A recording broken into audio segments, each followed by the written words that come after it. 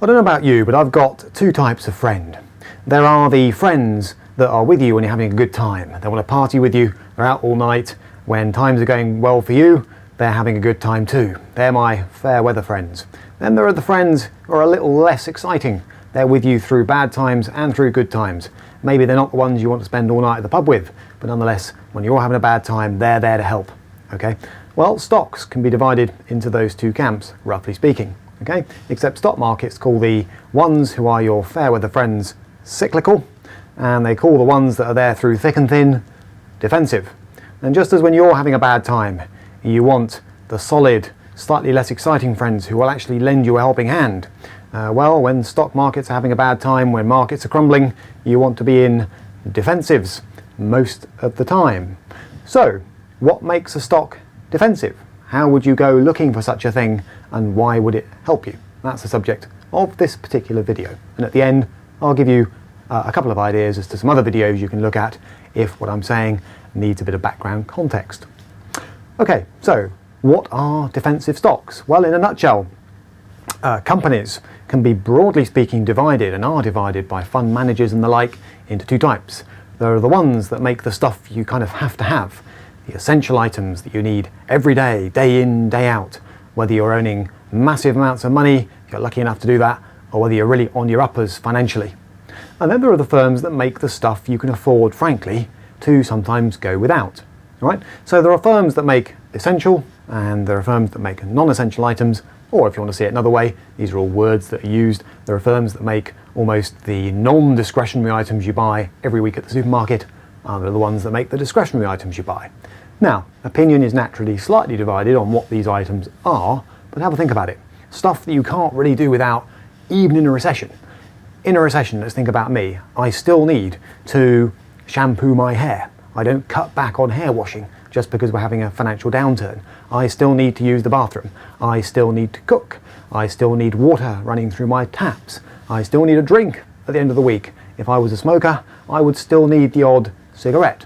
All right? And those are going to be the absolute last things I would cut out of my life, even assuming I could. I've still got to heat my house. All right? So there are items really that are pretty much things I have to spend money on no matter what. Okay? There are other things, frankly, I don't. New cars, for example. Holidays, for example. I mean, lovely to have a holiday, but you can cut back. You can take fewer of them. You can cut them out of your budget altogether. I wouldn't say necessarily I'd recommend it. All right, that new car doesn't need buying this year. It could be bought next year, for example. Okay, look around at the property market. There are people in downturns who suddenly think, oh, I can't afford to buy a second house. Lucky enough to buy the second house first time around, but I can't afford it anymore. I've got to sell it. All right, so construction can take a beating. Manufacturers quite often have a bad time because people are buying less toys, less electrical goods, that kind of stuff. All right, so that means that firms, from an investor's point of view, can be broadly split into the kind of cyclical firms that make the stuff that frankly you buy loads of when times are good, but less of when times are bad, and the ones that make the stuff, household goods and so on, that you need all the time.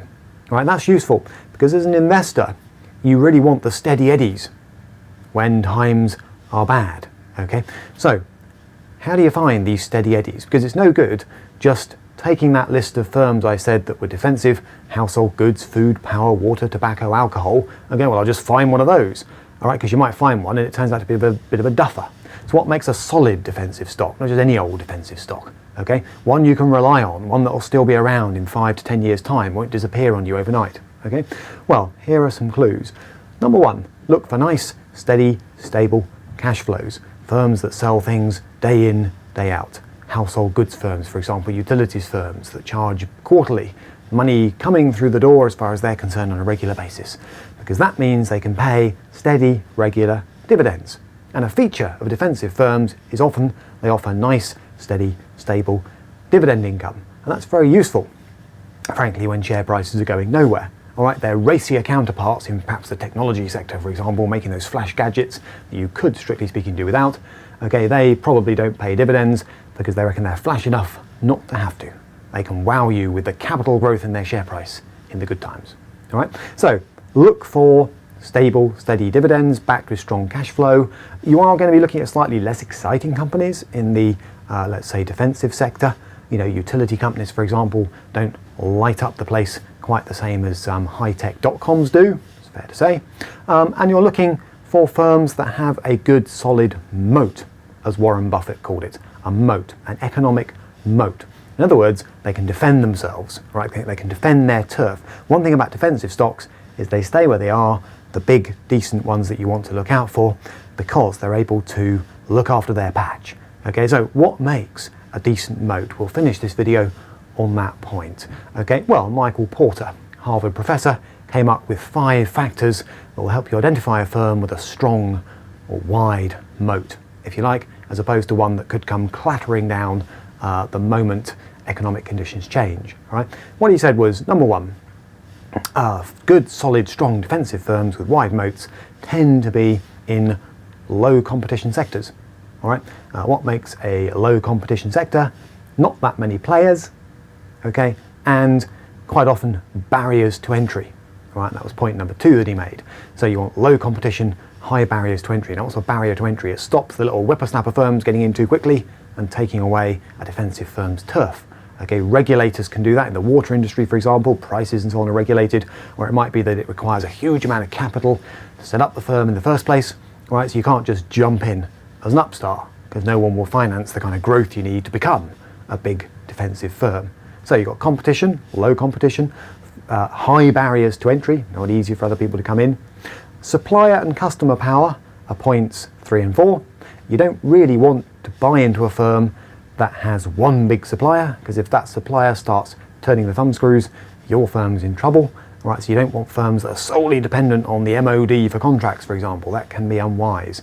And you also want firms that have a wide customer base, right? Because if a customer walks and leaves your defensive firm, you want them to be able to survive. All right, so you want, ideally, these firms to be multi-supplier and multi-customer. That way, if one supplier or one customer starts causing them trouble, they can weather it out.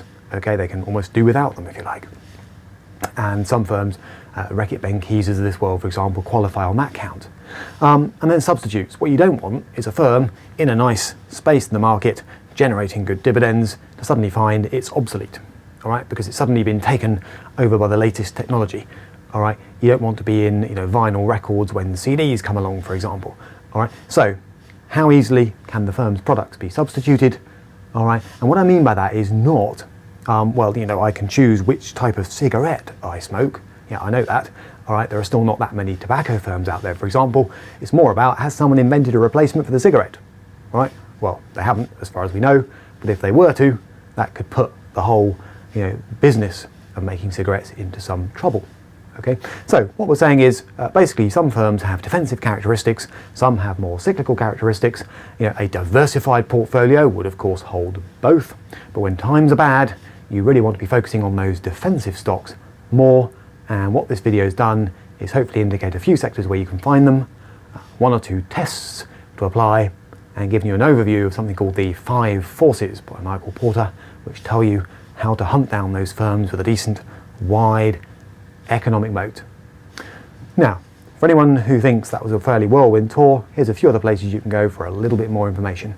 For information about cash flow and balance sheet strength, see my video on what is a balance sheet. Okay. Also take a look at what is profit. All right. And if you want background to the markets in general, try checking out videos like what is a stock exchange. Okay. And also my introduction to financial markets. They will offer a little bit of context on what I've just said about the importance of hunting down the right defensive firms as an investor.